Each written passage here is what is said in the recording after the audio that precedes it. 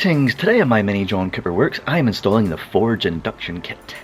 Alright, here we are then, the absolutely fantastic looking Forge Motorsport Induction kit that I will be installing onto my Mini JCW. As you can see, it is a full airbox replacement. It's not just like, you know, an air filter replacement or whatever. So you can see you've got this airbox, which is in two parts, of course, because we have a brand new air filter that goes inside of here. This is all made of really nice high quality lightweight aluminium. It's very light, you know, you can move it around real easy. It's a lovely design. You can see here where the intake pipe goes through, the scoop connects in the front for the airflow from the front of the car, and you've got the cool airbox lid with the cutout Forge logo, which obviously goes on like that. So that'll be real sweet. It's all done in this sort of crackle black powder coat, which looks really cool. It's got this matte look to it. It just looks real nice, kind of OEM plus in a way. We're replacing a lot of matte black plastic in the engine bay with this nice aluminium, so it will look OEM plus, but it will look very much nicer, and it is a lot nicer quality as well. We have our fixtures and fittings, of course, and we have this pipe section here that's made of the same aluminium with the same black crackle powder coat that houses the MAF sensor. You can see it's got the Boss welded on here. The welds look absolutely perfect, and yeah, it's just going to go together really nice. And the air filter itself, we of course stock have just a flat panel filter, but the Forge Motorsport kit comes with this, which is a big cone filter from Pipercross, and specifically it is a foam filter, which means that it is insanely light, even compared to like a cotton mesh filter like K&N would provide or whatever. It's just super duper light, and it looks really cool. It's got the Pipercross logo sort of like painted on here on the side and on the end there, and yeah, it's just a nice quality component that Forge Motorsport have provided to go along with their airbox replacement.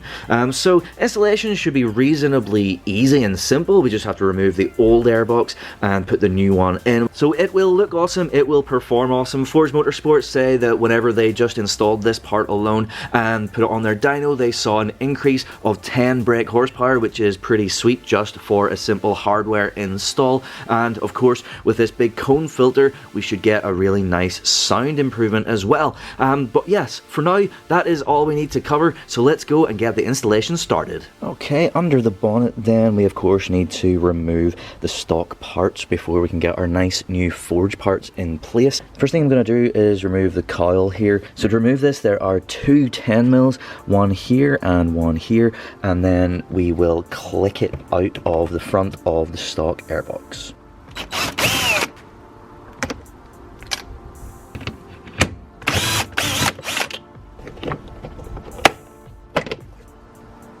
Now there is another 10 mil that I need to remove, which is this right here, but just interestingly, you can see a little bit of the plastic is actually broken off of my stock airbox, and it's popped out of this little rubber grommet here, so it's actually not even like being held in by this 10 mil anymore. And that's kind of the problem with the stock airbox.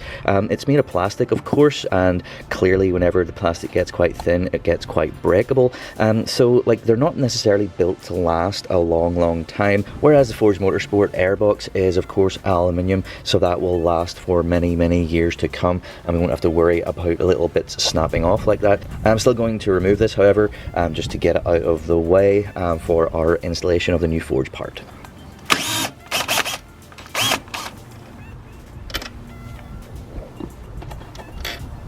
So for me, this grommet just lifts away at this point. Obviously that was meant to be sort of like secured in like that, but either way it can be removed at this point anyway. So yeah, now we can pop this rubber like thing off that's just kind of on the side of the airbox. Oh, there we go, just pops off. So that takes us on to the MAF sensor right here. So it's pretty simple.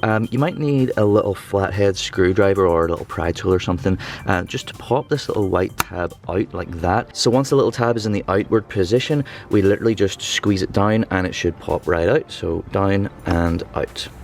Simple. The final thing then that is holding our stock airbox in place is this hose clamp right here that is on my Forge Motorsport silicone coupler.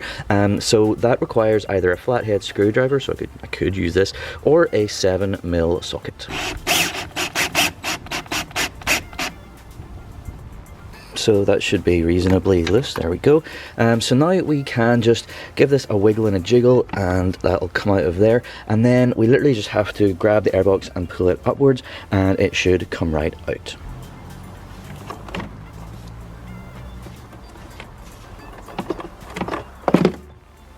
Alright, side-by-side comparison, you know, obviously we have this big plastic 2 parts, and then the lovely aluminium version, which of course has all of the same fixtures and fittings, but made of just much better quality, longer lasting materials. It's just going to look so much more classy than this, whilst also not looking like it's, like, you know, not meant to be. You know, it's going to be very OEM plus, which is ideal.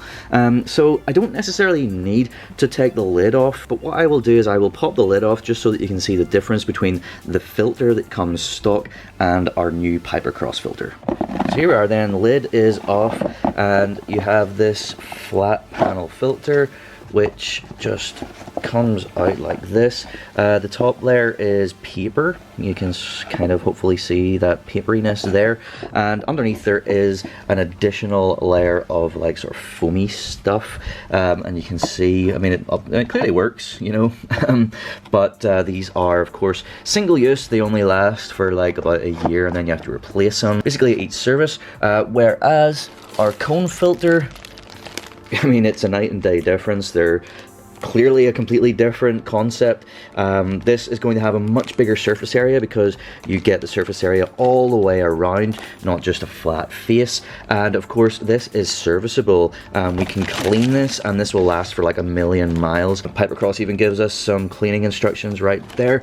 So yeah, it's just a completely different thing, so much nicer looking and going to be so much better. This is super duper thick as well, and it's quite restrictive by comparison.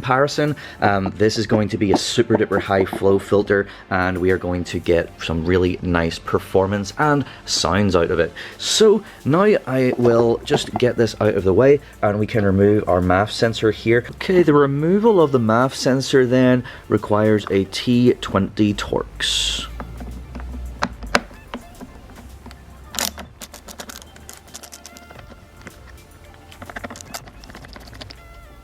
Okay, then we very carefully slot this out. You can see it's like a blade, and we don't really want to damage this, because if you damage it then you'll have to buy a new one, and that isn't any fun. We literally slot this into our brand new Forge Motorsport metal coupler thing. So you can see it lines up like exactly like that. We've got two sides of this. We have a side that's just flat, and we have a side that is thicker. The thicker side is the side that is the equivalent of this. So we basically just very carefully grab this out of here and very carefully slot it in here. And that is the side then that will connect to the silicone coupler that we already have in the car. So we get some brand new hardware. We don't have to reuse these screws. We've got these nice little hex head screws. These require a 3mm Allen key. We also get a couple of little washers to go over the end. So very simple. Just get that started by hand. Okay, and then the same with the other. Okay, then I'll just give him a really gentle tighten with the Allen key. We don't need to go like full He-Man on this. Of course, the MAF sensor like housing itself is made of plastic. If we go too hard, it will break it. Just nice and snug. Once we feel some resistance, then we will stop, and then we can take this over to the car.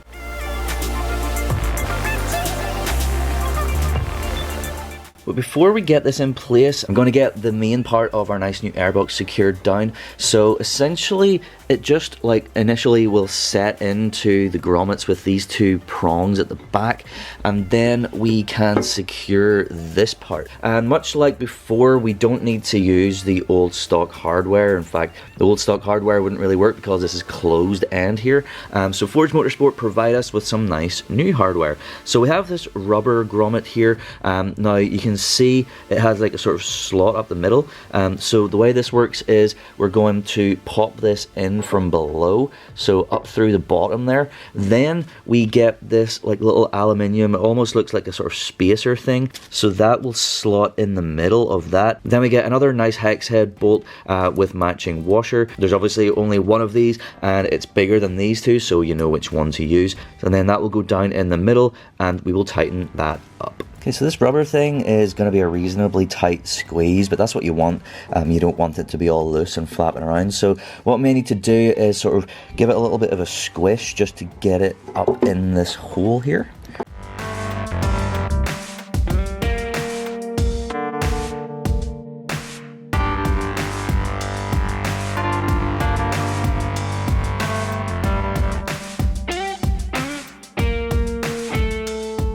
What I did was I ended up sort of poking up through with the ball end of this same 3mm Allen key that I used earlier, and that worked quite well.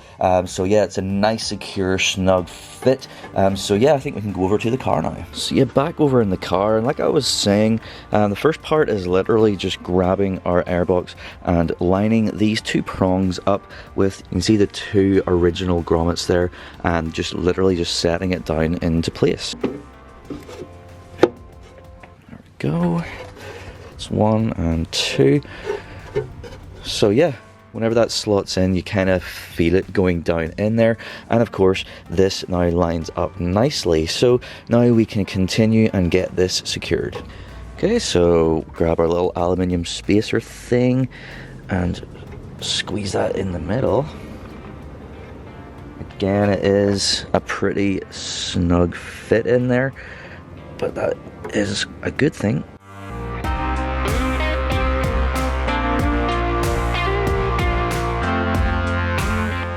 This requires a 5mm Allen key. So again, we're not trying to like go super He-Man on this, just get it snug and we're good. Okay, so now we will get the section with our MAF sensor in, and we will get that connected up. So getting it into the silicone coupler, and also, you know, having it sort of pointing in approximately the right direction here. It can rest on the sort of rubbery bit here of the airbox, but yeah, pretty much just using the sort of more bulbous end of this to work out, you know, the sort of alignment in the silicone coupler. You know, that's, you know, pretty much it, pretty simple.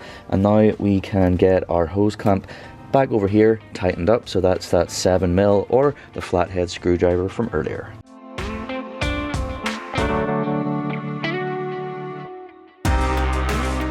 Right, MAF sensor then is just the opposite of taking it out, so slot it in, you hear a nice little click, and then just push the little white tab in, and that's it.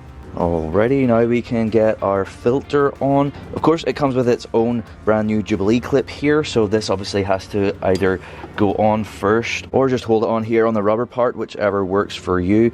So essentially we just need to get this on the end here, just give it a bit of a wiggle, and in terms of how far in we need to go, obviously we need to go in a minimum of this distance, which is approximately 1 centimeter or so, but yeah, just sort of push it in until it sort of looks and feels about right.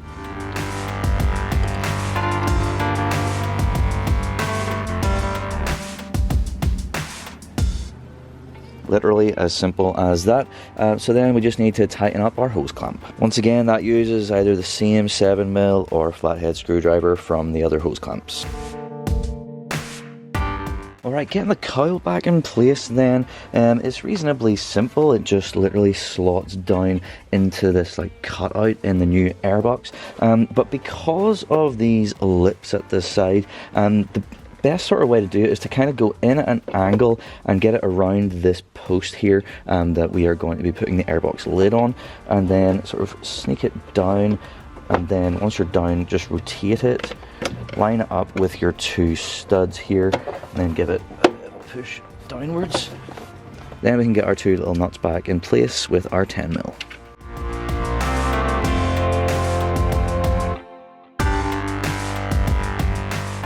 Okay, the last bits that we have then are of course the lid for the airbox and the last four little hex screws here with matching little black washers that screws this on. So obviously this can only go on one way. We line up all the holes with the corresponding little posts here for it to screw into, and then that requires a 2.5mm Allen key to screw those in. So yeah, real simple.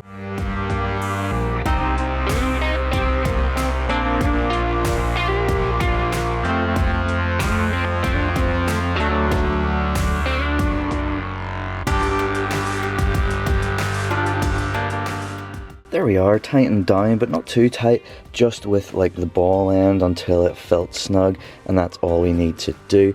Looking really good. Looks nice and neat down here on top of the cowl. It's just sort of like pressing down on that so that that doesn't pop out, which is nice. And of course everything matches and everything is looking sweet.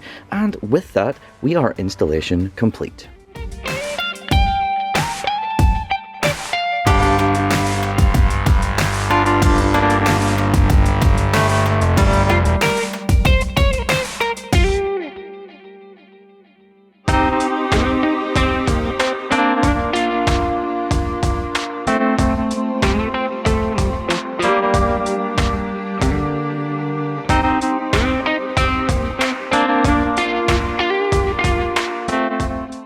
There we are then, that is the installation finished on the Forge Motorsport intake on the Mini Cooper Works. The installation was pretty easy, pretty quick, pretty simple. Everything was very well made and fitted together perfectly, and it looks really cool. It has that sleek OEM plus look, but you definitely know that it is an improved part to look at over stock. Much nicer materials, metal versus plastic, and that big cone filter, even though you can't see it with the lid on, you know it's there, and it sounds awesome as well. I'll drop in a couple of sound clips before and after to give you a bit of a comparison right here.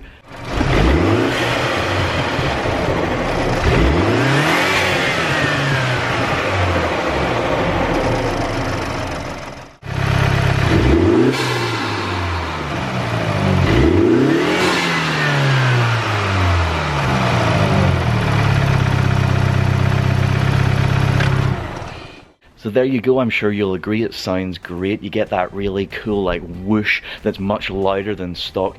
So yeah, it's going to have a bit more theatrics, and you know that it is just going to be flowing much more freely, so more performant.